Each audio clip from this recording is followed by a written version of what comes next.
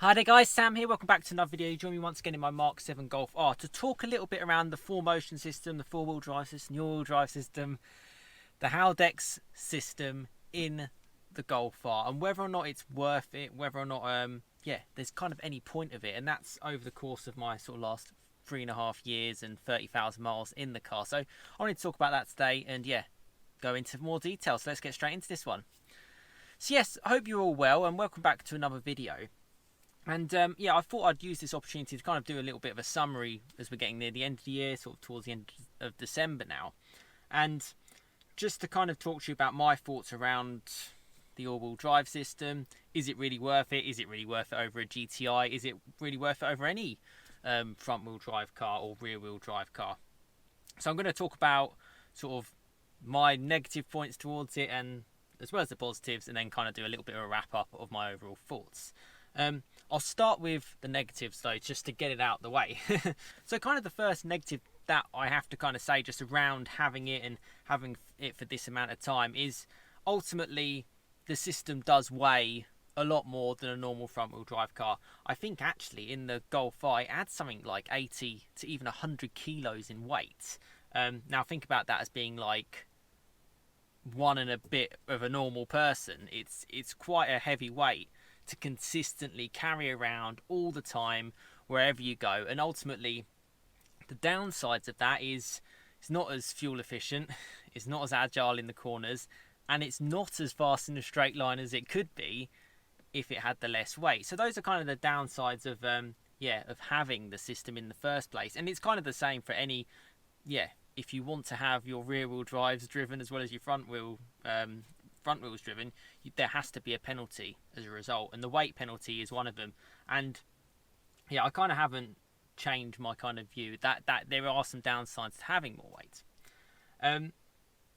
Conversely, just as it's on my kind of mind, there are positives to having a slightly heavier car. First of all, it means that the weight distribution of the car is slightly better. What you'll find is front-wheel drive, front-engine hatchbacks like this. You'll find that they're very nose-heavy. You'll see if you have like a very lighter hot hatch, like a Fiesta ST or just even smaller, even a Golf GTI if you push it, it can potentially freewheel. You can cock a wheel at the back end just because there's so much weight in the front, particularly under braking on a turn. Which doesn't necessarily mean the most stable car in the world or the most compliant car in terms of actually driving day to day. I think this rides really, really well, and I think it's a big help that the weight is kind of spread out quite nicely. It soaks up bumps pretty good, and by having a little bit more bulk towards it, you kind of feel a little bit less intimidated on the road, and it's actually quite chilled out. You don't feel like you're in this tiny car that's going to get blown around. It's quite windy in the UK, generally wherever you are, and in sort of torrential weather, this car's fine. I don't even notice it, I'll be honest, and the weight helps with that. Swiftly moving back to the negative points, I suppose the downsides are obviously it's generally an additional cost. Although I don't think the cost is that much over particularly a Mk7 R to say like a GTI. You are paying a little bit more for the privilege of having four-wheel drive, so that is just a natural small negative there. Other than that, small points, you lose a tiny little bit of boot space just to house the all-wheel drive system, the Haldex system. Small points as well, it will need a Haldex service every couple of years. I did mine this year. Expect, depending where you get it done, around £100 to get that done. I suppose you wouldn't have to do that if you didn't have one. So that's, again, another small negative. But I don't really have, much more downsides to kind of say than that, just from my ownership on that point of view. I do have one actual main point, as it's just come to me. A four-wheel drive system, I think people sometimes get the illusion that they're a bit more invincible, like the whole SUV thing. I can go anywhere, I can do anything. Laws of physics and stuff still apply, and all a four-wheel drive system or a 4MOTION system is doing, and the only time it will help you is when you are on the accelerator. That is it. When you're on throttle, whether it's partial throttle or full throttle, that is the only time that system will actually help you in any way, shape or form. So, under braking or off throttle doesn't make a difference at all. The car is exactly the same as any other car out there. So if you suddenly think, and actually it can be a bit of a negative, because obviously you have that extra traction, you can find yourself getting up to speed quite quickly, say in the wet or the snow or, you know, just icy conditions. You're not going to slow down any quicker. You're not going to have that kind of, invincible feeling that I think people do kind of feel that they might have. You know, make no mistake, this Mk7 Golf R is no off-roader. And I've learned that from, you know, if you go out, if you find a place that you want to, like an activity centre or something like that, and you have to do a little bit of, you know, bad surfaced roads just to get there, you quickly then realise that over the bumps, this isn't that type of car. You know, it's still lowered to the ground. It doesn't have that kind of ground clearance. You're not going to be going through streams of, like if there's like a, you know, we do have a bit of flooding in here as well. Don't think it's invincible in that side. You know, thick snow. You know, it's still just a normal car. And if anything, because it's lowered to the ground, it's a little bit more, challenging for it, to be honest with you. And yeah, the four-wheel drive doesn't add as much as you would think. Right, get the negatives out of the way, because that's pretty much all I can think of over the 30,000 miles. Positives, and there's lots of positives. For me personally, and the biggest thing that I've learned is when I've been going on my commute, particularly early days, early mornings, you know, cold mornings, 6 o'clock in the morning, and I find myself, you know, tyres are still cold. Don't take too long to get up to temperature, to be fair. These PS4s are really good. I've done a review on them if you want to click on the link up there to see that. The Michelins. When you're pulling out of a roundabout and it's coming up to sort of rush hour traffic, or you're pulling out of a junction and it's quite difficult, it actually can be quite unsafe to actually pull out in a slow car. The first gear pull in the manual, I imagine it's the exact same in the DSG, because of the 4MOTION system, is ridiculous. You're straight up to a respectable speed to get out, get in front, get up to speed, get up to a safe speed, and you're fine.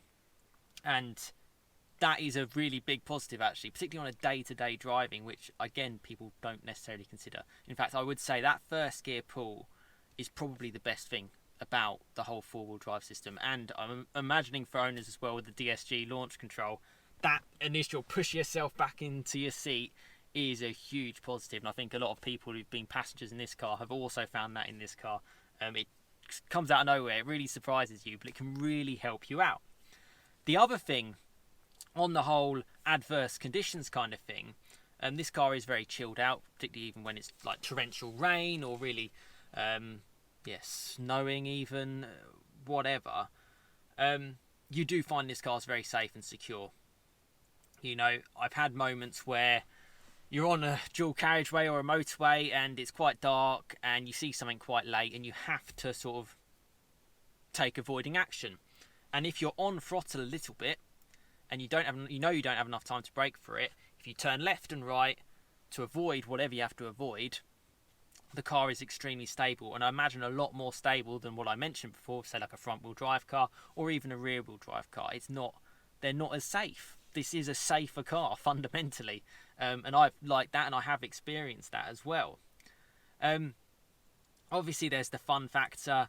You know, you can put down, you know, pay pound per horsepower. You know, 300 horsepower. It's pretty good, but it's no good if you can't put that horsepower down, and you can, up to the speed limit, put all of that horsepower down through all of those four wheels, and that's something that's really, really impressive. I had a front-wheel drive Fiesta ST Mark 7 for 4 years, and I don't have enough hands to count on the amount of times you just lose traction. Any sort of wet weather, you just had no chance. And that's just the nature of front-wheel drive cars. It's not their fault. It's just what it is. You've got two wheels spinning at the front. So that's kind of, that was a big step up, particularly when I got into this car. And actually, to be honest with you, a positive is I don't necessarily feel any sort of cost pain. As I mentioned before, I don't think the price difference is particularly that great between the two, and actually GTI with the Heritage, particularly when I purchased this car or other people purchased the Mark 7, was the more desirable car, and you'd find GTI is actually costing more than ours, which is always a bit strange considering the R had more power and 2 extra driven wheels. But that's just the way the deals all worked out, and that's how it went.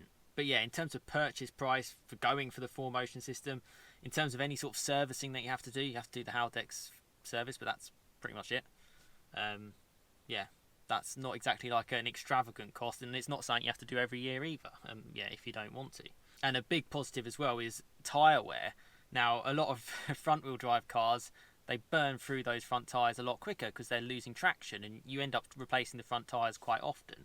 But by being able to spread the load and by having a better weight distribution between the front and the rear axle, the tyres are more, the tyre wear is a little bit better. Don't get me wrong, the fronts still go before the rears, and there's loads of different things you can do. You can, switch the wheels around half, 10,000 miles in to help it out, but I didn't do that on this occasion. I got 25,000 miles out of this car from the fronts, and the rears had gone down sufficiently enough because obviously you are using the 4MOTION system. It does actually do something and provide a help, and that helped towards costs as well. And if I got more miles out of the tyres as a result.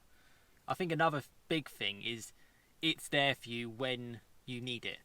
It doesn't have to be, I mentioned before, if you're not on it on the throttle, you're not really getting any benefit from it. But it has got your back when you need to pull out, you need to overtake someone, you need to, even from a safety point of view, sometimes, you can't be pulling out onto, if you're stuck behind a lorry doing 50 miles an hour and you need to get out, it's good to be able to get up to speed. And the full drive system flipping flies you when you need it. You can just be completely sedate, and then suddenly it's like, it's got that crazy acceleration, which you're just not going to get in a car that doesn't have four-wheel drive.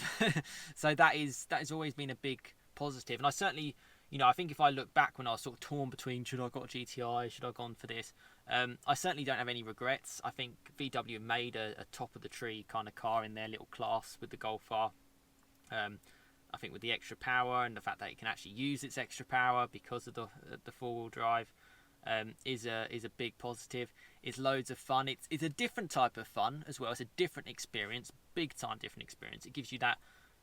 It does give you a bit of false sense of invincibility because you're getting up to speed so quickly, and then the corner's hitting you far quicker than you probably thought. So that can take a bit of time getting used to. But I really would recommend people go for it, particularly in a daily, real world kind of environment. If you're the type of person that likes to track days, like to track your own car, I'd probably be less inclined to say a car like this, because you're probably gonna, I'd stick with a front wheel drive or a rear wheel drive car for a track day personally. Not to say you can't have fun with a four wheel drive car, but I think it's losing its main purpose, if that's the best way I can put it.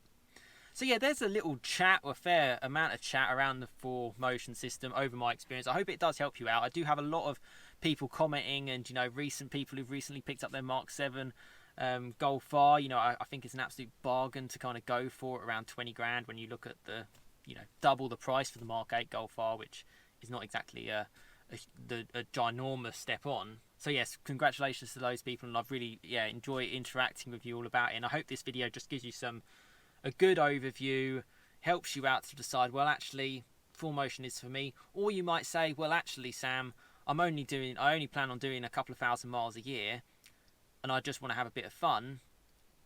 I'd still probably actually say this car's probably quite good for that. Or you just want to use a car on track, you might want to look elsewhere. You do feel that weight. That is the thing. You do feel the extra weight. But actually on the road, having a bit of a heavier car to kind of muscle your way around the traffic and lorries and stuff like that is actually quite a nice sort of feeling. So yeah, positives and negatives with it all. But yeah, I'd 100% recommend it. I think they're built pretty well as well. They used it, it's a simple system really. They use it in a few other models. It's not like something bespoke to a Golf R that you have to look around to get the right sort of servicing or understanding knowledge on it if something goes wrong. It's quite widely available across the VW Group platform. Exact same as like the Audi S3 as well with their Quattro system. It's just naming convention basically. So it's all quite cool. Appreciate this is a long video, so I'm going to start shutting up now. But I hope you found it useful. Let me know your thoughts in the comments just on, or if you have any other questions that I can potentially help out with my ownership of the, and my thoughts on the 4MOTION system. But in summary, I absolutely love it. I miss it whenever I drive, like my mum's front wheel drive car, my other half's front wheel drive car, or just another front wheel drive car, or even a rear wheel drive car. On the road, you do miss it. There are times, 90% of your driving you might not be using it at all, but that 10% is actually quite important, and it can really bail you out. It can put a smile on your face. It can turn a dull journey into an exciting journey, and it keeps everything secure as well. And it's a big plus on the safety front, I have to say, in terms of like if you've got a family and stuff like that, and you just want to use this as a family car, you don't, you're not 19 anymore. Yeah, I'd 100% say it's the right thing to do, but don't get fooled to thinking that it's some sort of invincible car, because it's not. Once you're off throttle, you're on your own. So yeah, there you go. There's my thoughts. There's my conclusions. Thanks so much for watching. One more video left tomorrow before the end of the year. That'll be my last one again on the Mk7 Golf R. Just another little summary. I'm doing a couple of days of the videos around them. Thanks so much for your support. Drop a comment as always. Give this video a like, share, subscribe. It helps a small channel like mine. And I'll see you again next time, and stay tuned for plenty more content to come. But thanks for watching. Cheers, guys.